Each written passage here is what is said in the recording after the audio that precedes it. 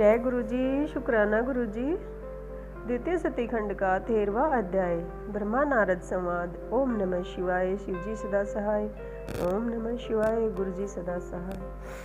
नारद जी बोले, हे ब्राह्मण, जब परजेश दक्ष घर गए तब क्या हुआ, वह सब प्रतिपूर्वक कहिए। ब्रह्मा जी बोले, दक्ष के घर जाने से बहुत सी मानसी सृष्टि की, परंतु जब उनमें विकास न हुआ तब उन्होंने मुझसे उपाय पूछा तो मैंने बतला दिया।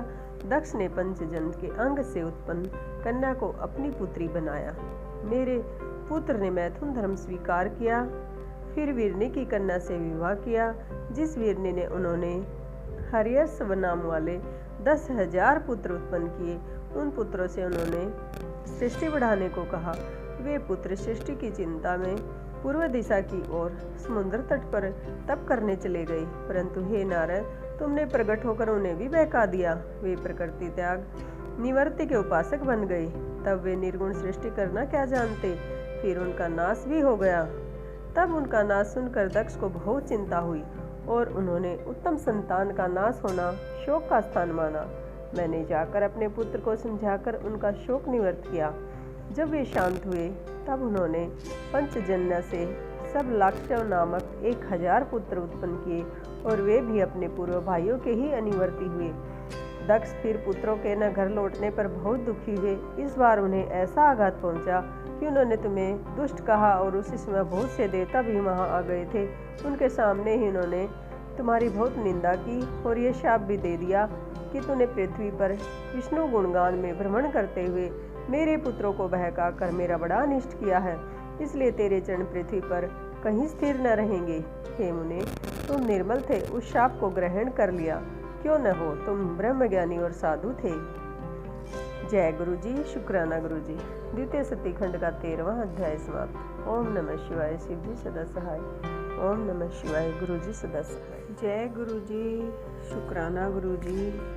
द्वितीय सतीखंड का 14वां अध्याय दक्ष की 60 कन्याओं सहित सती का लालन पालन। ओम नमः शिवाय। शिव जी सदा सहाय। ओम नमः शिवाय। गुरु जी सदा सहाय।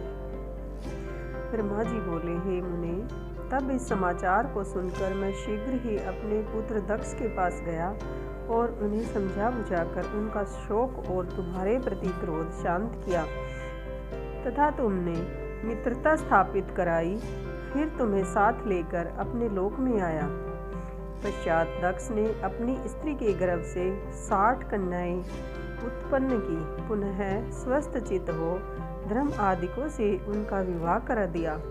तब उनमें से 10 कन्या धर्म को, 13 कश्यप को, 2 हुतांगिरस को और कुशराशव को, शेष गरुड़ को दे दी, जिनसे तीनों लोक भर गया।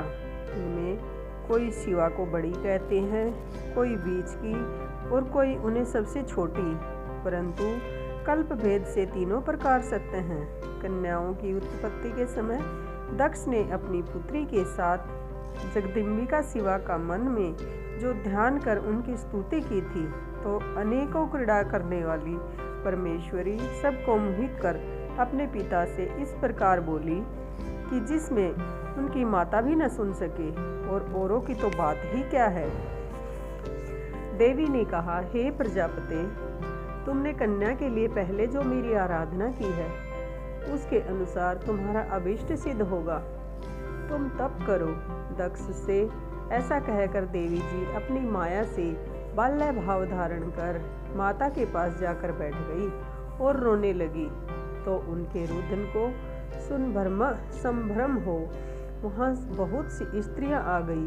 दासियां भी बड़े प्रेम से आई और उस 80 क्रिया की कन्या शिवा का रूप देखकर सारी स्त्रियां हर्षित हो गई और सारे नगरवासी जय जयकार का शब्द करने लगे। गाने बजने के साथ साथ उत्सव हुआ और पत्नी सहित दक्ष उस कन्या का मुख देखकर बड़े ही हर्षित हुए। तदंतर विष्णु आदि देवता बहुत से मुनियों को साथ लिए वहां आकर अनेकों उत्साह करने लगे। सबने दक्ष कन्या जगदीश्वरी को प्रणाम कर स्त्रोतों सहित उनकी स्तुति की। सब देवता जय शब्द उच्चारण कर दक्ष की वीरनी को प्रशंसा करने लगे। देवताओं की आज्ञा से दक्ष ने उसका नाम उमा रखा। फिर उनके और भी नाम हुए। दक्ष ने विष्णु और मुझको तथा सब देवताओं और मुनियों को हाथ जोड़कर प्रणाम किया और यथोचित सबकी पूजा की। सबने दक्ष की प्रशंसा कर अपने स्थान का मार्ग लिया। वीरनी माता ने विधिवत उस कन्या का संस्कार करा। स्तनपान विधान से उसे दूध पिलाया। माता वीरनी और महात्मा दक्ष ने बड़े प्रेम से उस कन्या का लालन पालन किया। वह सुंदर कन्या शुक्ल पक्ष के चंद्रमा के समान प्रतिदिन बढ़ने लगी। वह अपनी सहचरियों के साथ खेलती हुई प्रतिदिन शंकर जी की प्रतिमा का निर्माण करती और बालकोचित गीत गाती हुई शंकर का स्मरण करती, जिससे माता पिता का स्नेह उस पर प्रतिदिन बढ़ता ही जाता था। फिर वह बालकाल के सब कर्मों को छोड़ गृह कार्य में चतुरता दिखाने लगी, जिससे उसके माता पिता बार बार हर्षित होते थे। जय गुरु जी। शुक्राना गुरु जी। द्वितीय सती खंड का 14वां अध्याय समाप्त। ओम नमः शिवाय। शिव जी सदा सहाय। ओम नमः शिवाय। गुरु जी सदा सहाय। जय गुरु जी। शुक्राना गुरु जी। द्वितीय सती खंड का 15वां अध्याय, सती की शिव आराधना। ओम नमः शिवाय। शिव जी सदा सहाय। ओम नमः शिवाय। गुरु जी सदा सहाय। ब्रह्मा जी बोले, एक समय जब वही संसार की सारभूत सती अपने पिता दक्ष की गोद में बैठी थी, तो मैंने तुम्हारे साथ जाकर उसे देखा और उसके पिता ने मुझको और तुमको भी प्रणाम किया और लोक रीति के अनुसार उसने भी हमें भक्ति से प्रणाम किया। सती को देख हम दोनों नम्र हो उसके पिता के दिए हुए आसन पर बैठ गए और सती से बोले कि हे सती, जो तुम्हें चाहते हैं और जिन्हें तुम चाहती हो, क्या ऐसे जगदीश्वर की तुम पत्नी बनोगी? ऐसा कह दक्ष की पूजा को स्वीकार कर हम दोनों अपने स्थान को चले गए। जब सती कुमार अवस्था को त्याग युवा अवस्था को प्राप्त हुई, तब उनके पिता दक्ष उनके विवाह की चिंता करने लगे। तब पिता के मन की बात जानकर सती अपनी माता के पास जाकर शिव जी के लिए माता से तप करने की आज्ञा मांगने लगी। माता ने घर में ही शंकर जी की आराधना आरंभ करा दिया। अश्विन मास की नंदा तिथि में गुड़ चावल और नमक से सती ने शंकर की पूजा आरंभ कर दी। 12 महीने सविधि पूजा की और भोग लगाया। फिर उस नंदा व्रत को समाप्त कर सती ने अन्याय भाव धारण किया और शिव जी की आराधना करने लगी। मैं विष्णु सहित सब देवताओं को साथ ले सती की तपस्या देखने गया। शिव जी के ध्यान में मग्न सती देवताओं की दूसरी सिद्धि के समान दिखाई पड़ी। हम सब देवताओं ने हाथ जोड़कर उन्हें प्रणाम किया। विष्णु आदि ने प्रसन्न हो आश्चर्य भाव से उनकी प्रशंसा की। फिर सब देवता सती को प्रणाम कर शिव प्रिय कैलाश को चले गए। लक्ष्मी सहित विष्णु और सावित्री सहित मैं भी शिव जी के पास गया। वहाँ शिव जी को देख चकित हो हम सब ने हाथ जोड़ स्तोत्रों द्वारा शिव जी की बड़ी स्तुति की।